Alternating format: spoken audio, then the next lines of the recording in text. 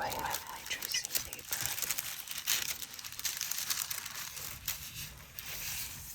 And because I have enough to be able to do this, I'm going to hold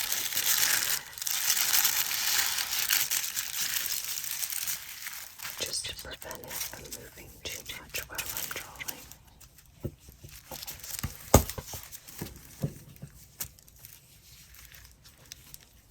So I have an H pencil.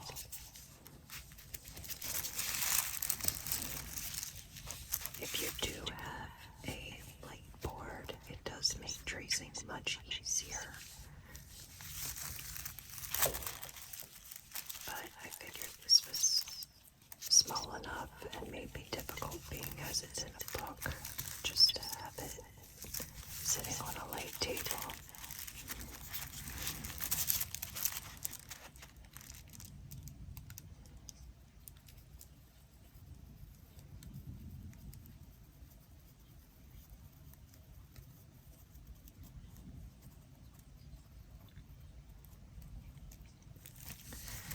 So, to start,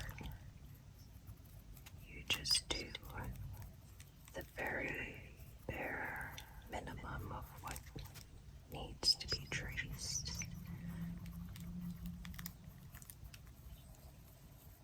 You want to avoid tracing out too many shadows or details, because when you transfer it onto paper, you then will have a lot of lines throughout your design, and if you want it to look more realistic, all those lines may cause an issue for that.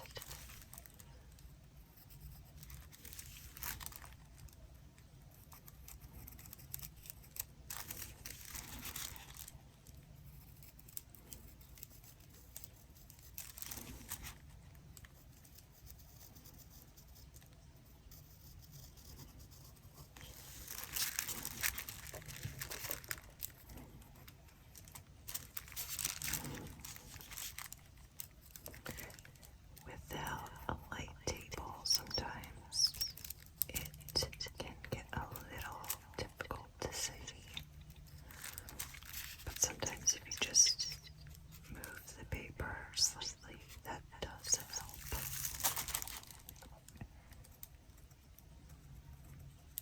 You want to be sure that if you do move the paper, you don't shift it from the lines that you've already drawn, however.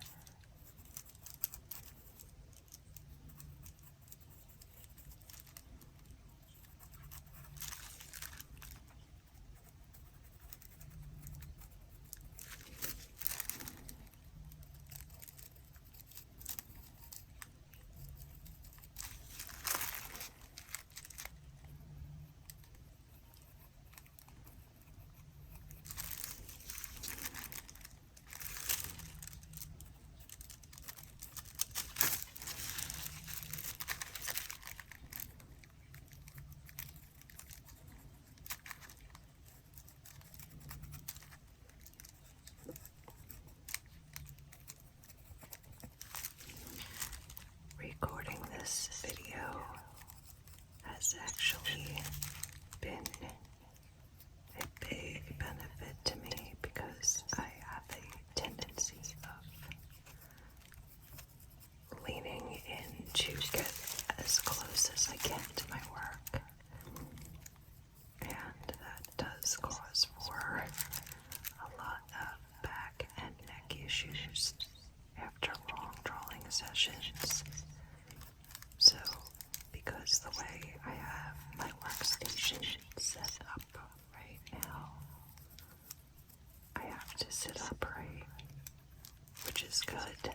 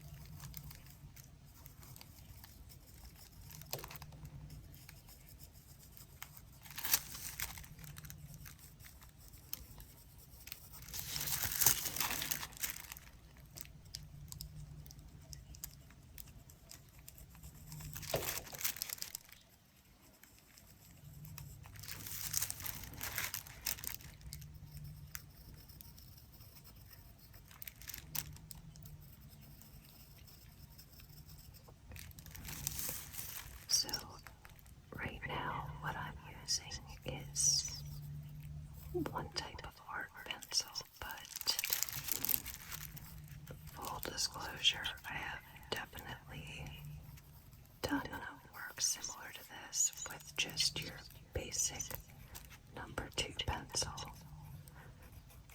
It really only makes a huge difference for me personally when it comes to transferring the image.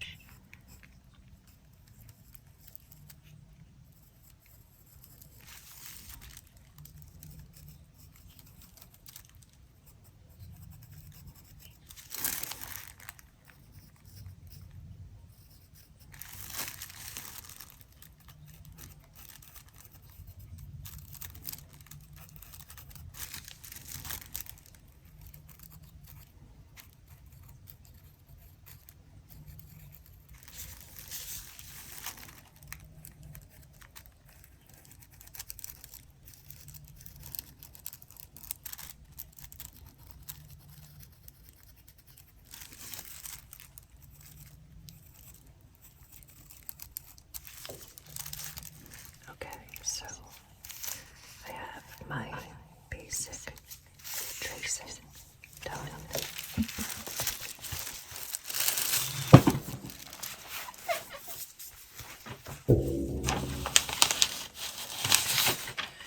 For our next step, you will want a piece of scrap paper.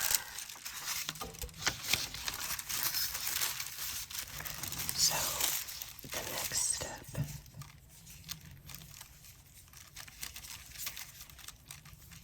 is making the lines that will then be transferred onto your final draft.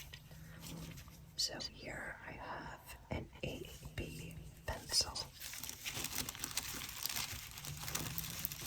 And as I go through, I'm going to try to kind of clean up the lines a little.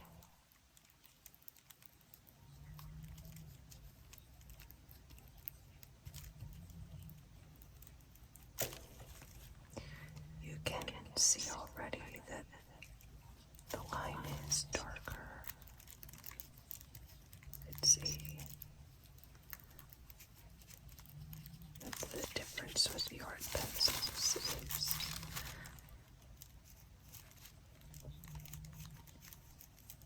Sometimes you want something lighter.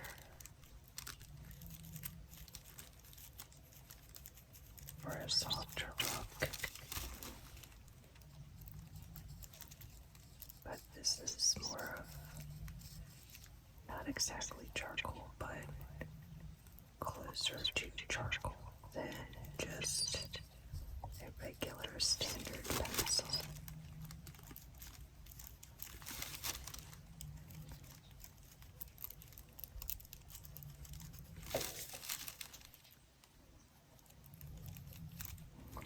The lines don't have to be perfect, but just try to keep them as close to your initial tracing as possible.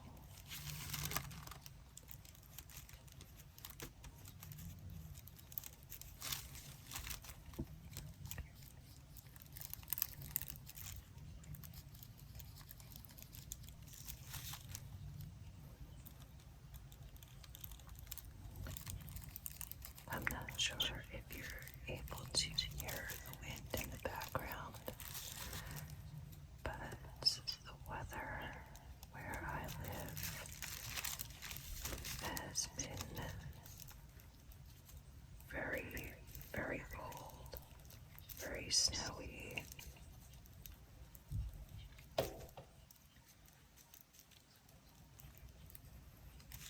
It feels more like winter than I think it has for at least the past year or so.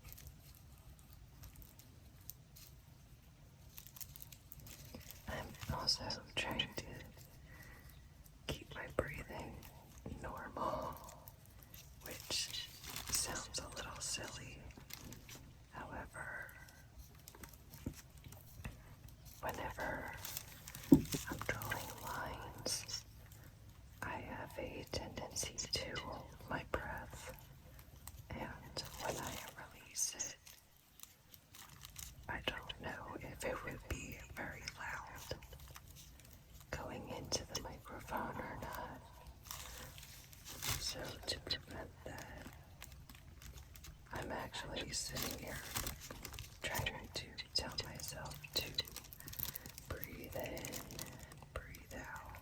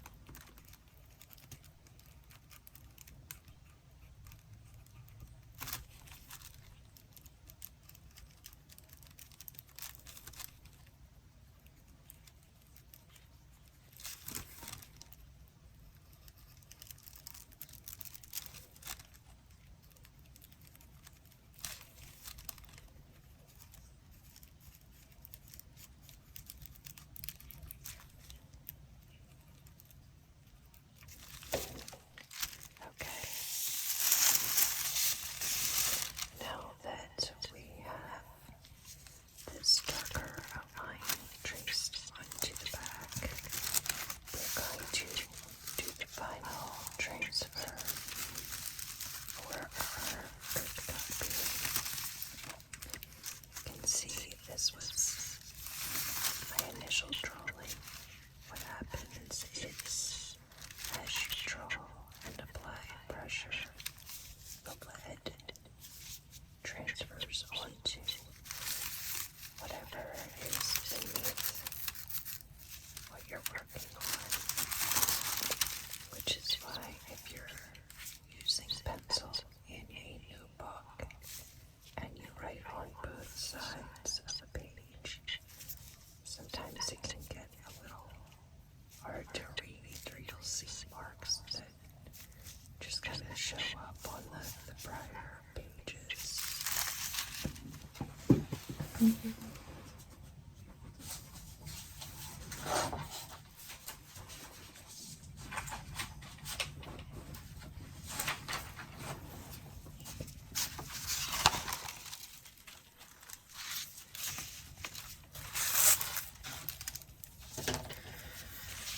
Okay. So, you want to make sure you place the design the right way. If you're concerned about the design moving around as you're transferring it, you can put a painter's tape or a masking tape along the edges to help hold it in place.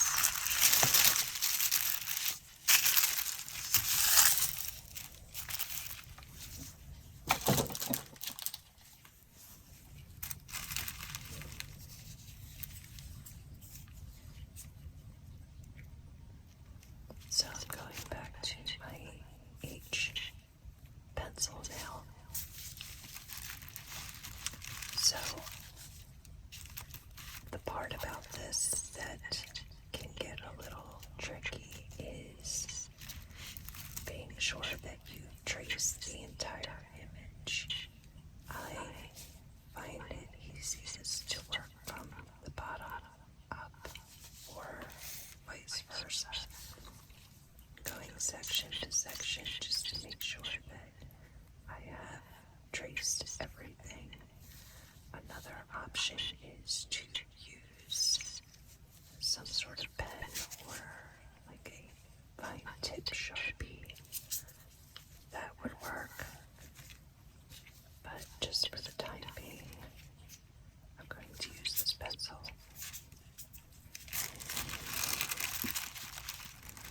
And hopefully I do manage to get all of the lines.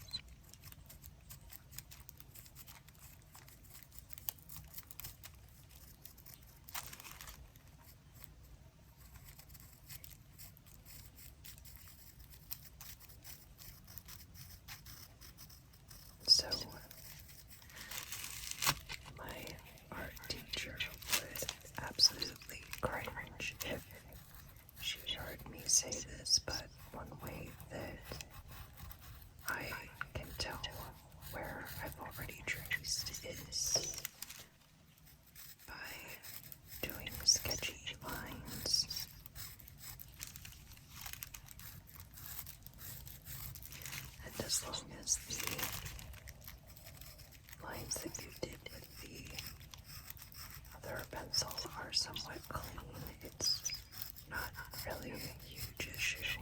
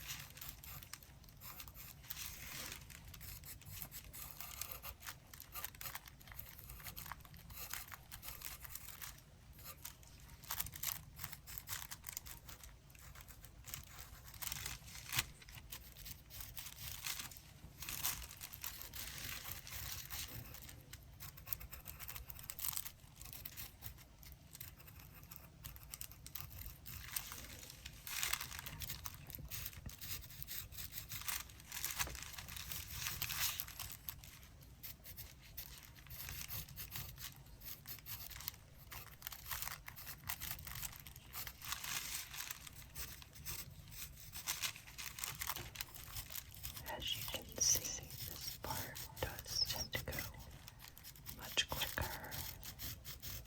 At least doing the sketchy lines does. It's probably a big part of why I started doing this. I am admittedly not the most patient artist.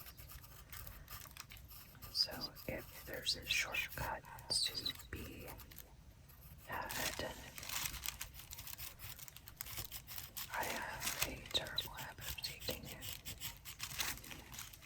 But as long as it works out in the long run.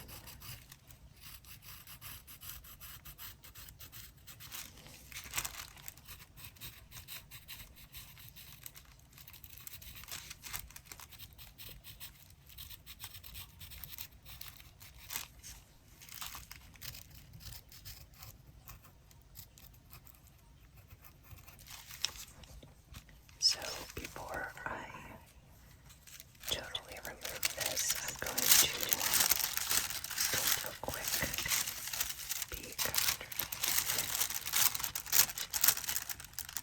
And it does look like my design transferred over.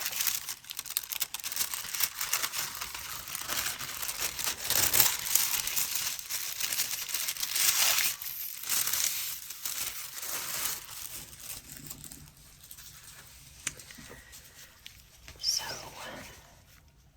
one thing to making Celtic look good is ensuring that the flow of all the lines is correct. It's a common mistake where you'll see, like this line comes around.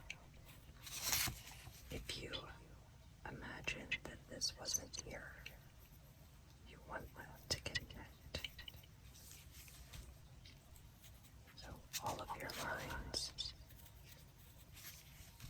should be set up as if they were going to just flow into the next section, just like that.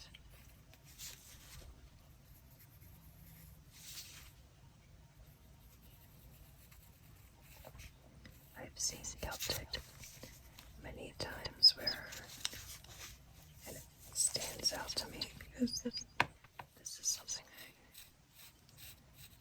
I realized early on. You'll notice when a line kind of goes astray a bit, and it's unfortunately one of those things that once you see, you will never unsee. So if it's something hanging on your wall, you want to make sure that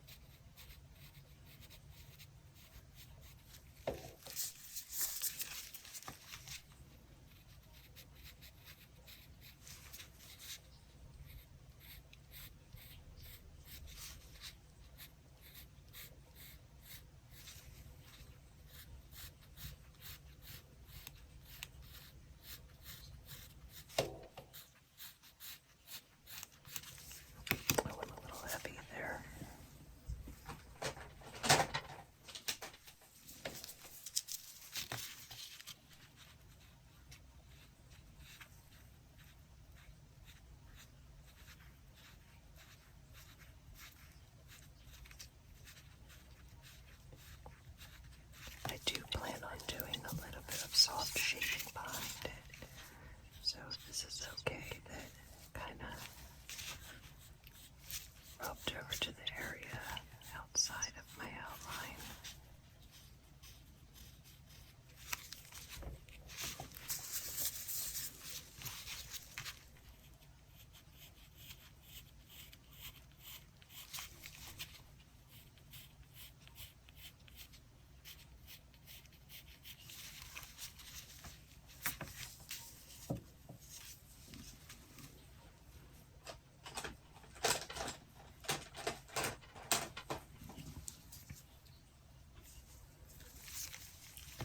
So it is good to have a variety of different pencils. If you are trying to learn to sketch, I know that one assumption a lot of people made when they watch me draw is the immediate reaction is usually, oh, you don't use regular school pencils. I do, but if I have these available, these are my preference.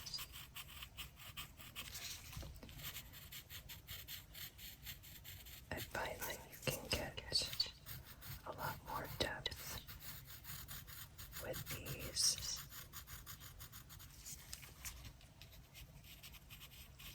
Although while I was in college, I was actually doing portrait work using just a regular 2B pencil, and people were paying for them and very happy with them, so I will never ever turn my nose up at a basic school pencil for that reason alone. They have helped me pay the bills.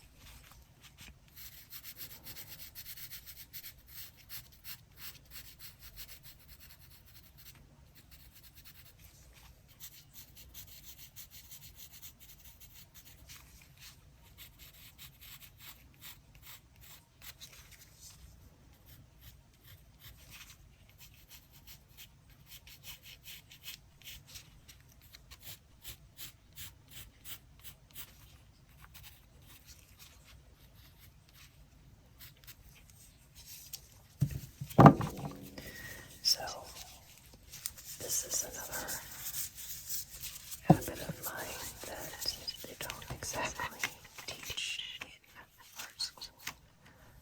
One of my coworkers says that I use these like their makeup sponges, which I think is kind of funny, but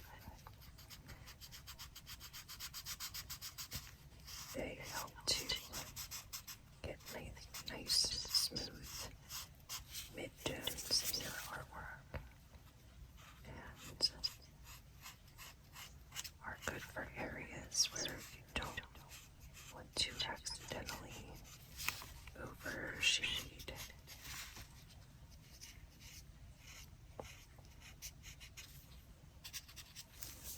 A thinner one would probably be better, but just going to stick with this now because it's what I have on hand without having to rummage through the pencil assortment.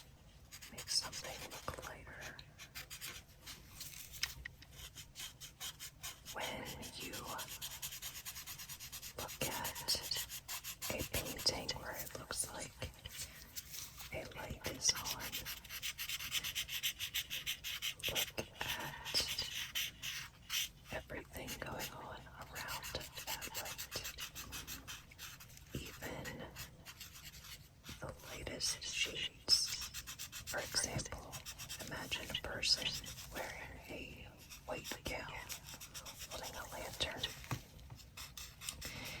If you were to look closely at the gown, it would not actually be white. The way that it's shaded tells your eyes that it's white. However, even the lightest highlights in that gown would have at least some color in them. The reason is that in order to give the luminance, or give the effect of being lit up, the light itself needs to be the only white in that area.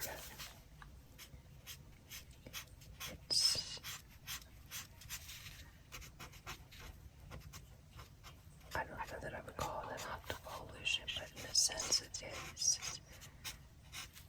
Because as I said, you can tell that the gown is white, you can tell that things around it are white.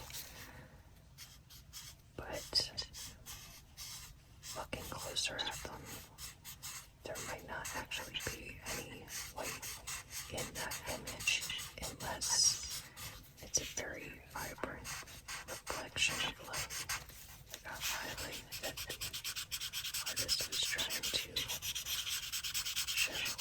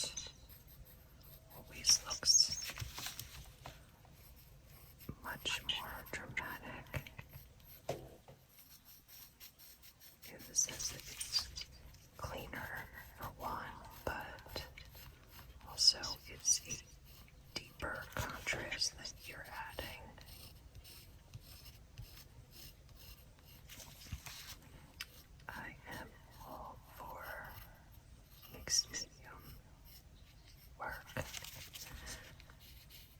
Sometimes I will use white acrylic paint to go through and add highlights.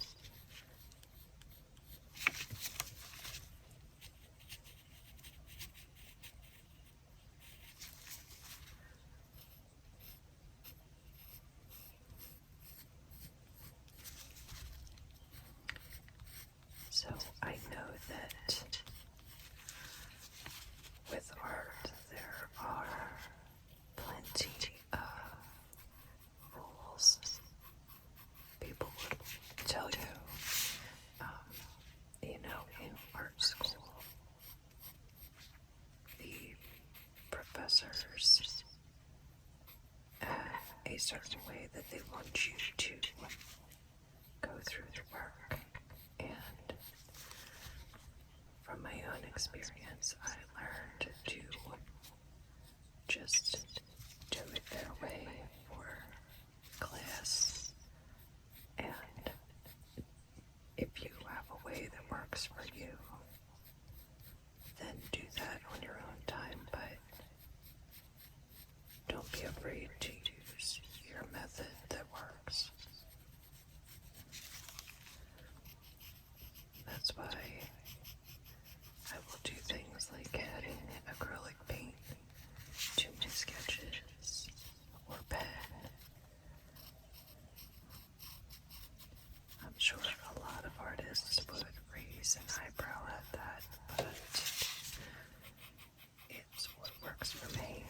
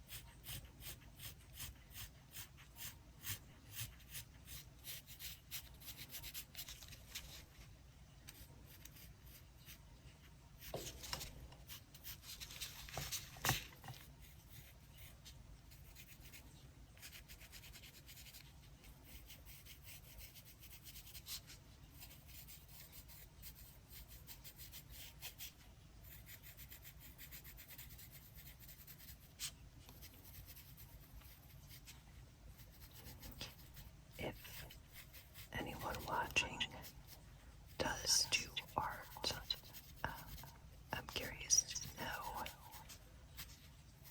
if you have your own shortcuts that you use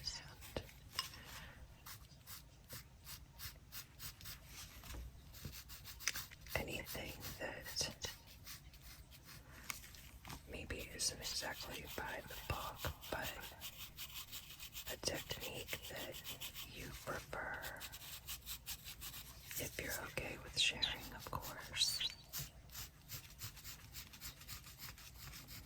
I know that for a number of years I was very self-conscious about doing art in front of other artists because I was worried about possibly being judged for not following the quote-unquote rules. But sometimes when you sit and watch other artists work, you find that it's something that most of us do.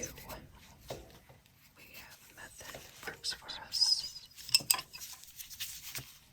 and that's what we stick to.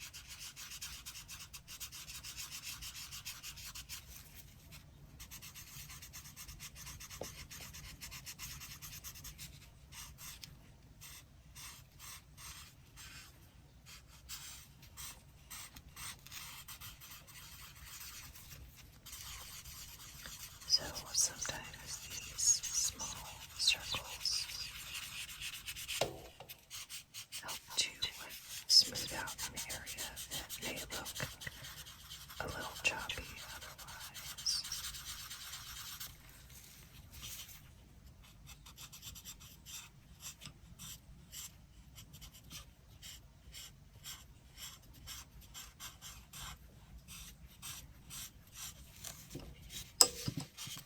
I don't know if choppy is the right word, but just in need of a little more blending and smoothing out.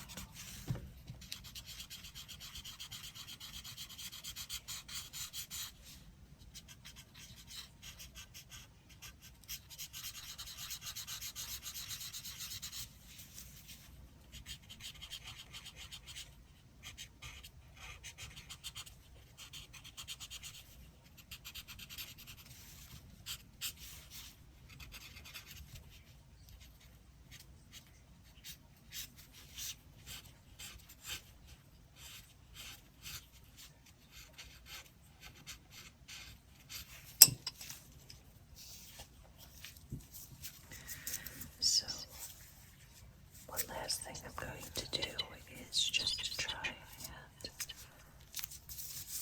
lighten up these highlighted areas just a little bit more. But this is always my last step.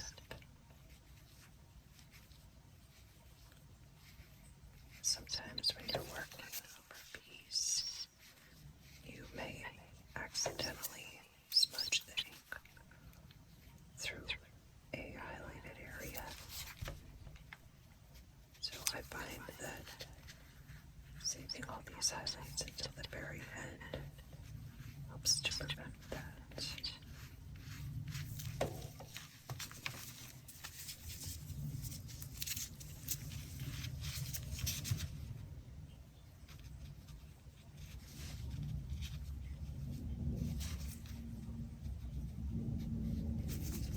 I remember getting an art set in junior high, and I thought it came with clay.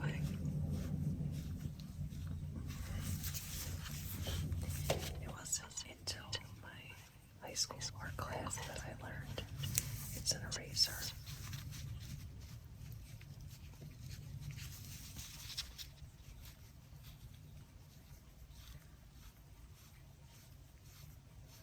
I'm also not one for reading instructions or anything like that, so had I actually looked at the contents of the set, I'm sure I would have easily found out what it was.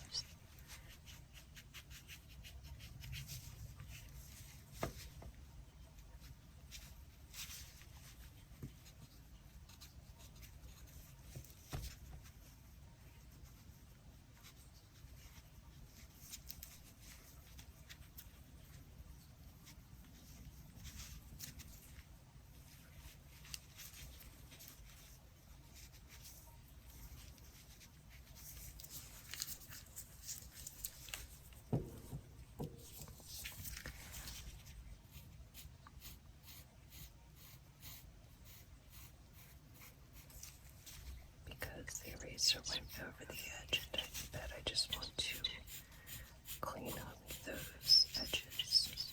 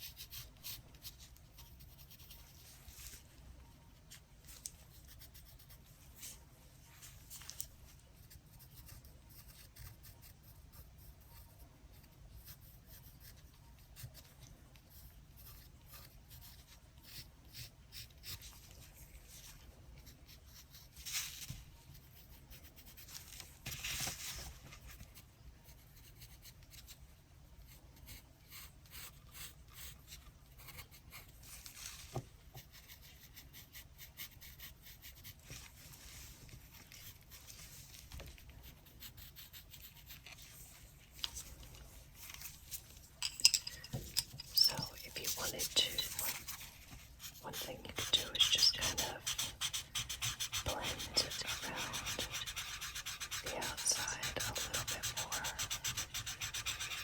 just so it's not so confined.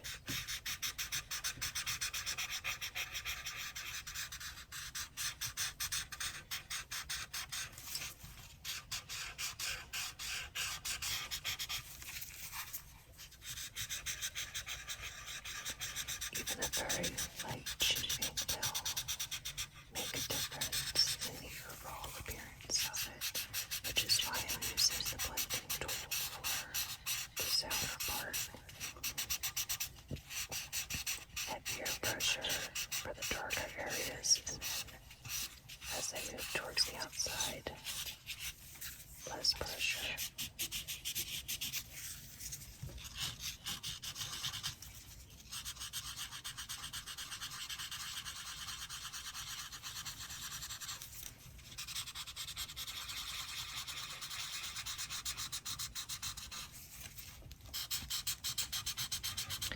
So this tracing method that I did tonight is really great for portrait work, or if you have something very precise, like if you were going to do a painting of your house or something of that sort.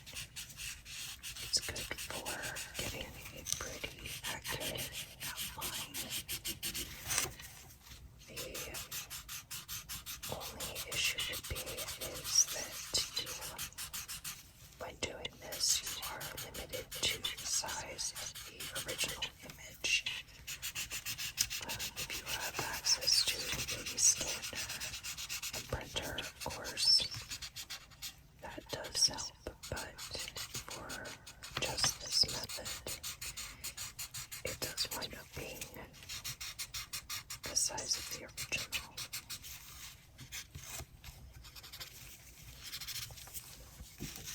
So,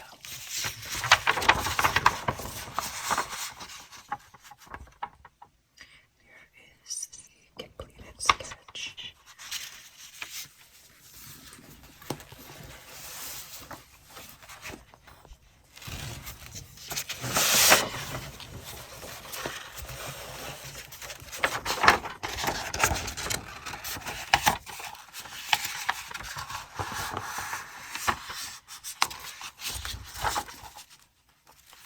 Side by side by the original.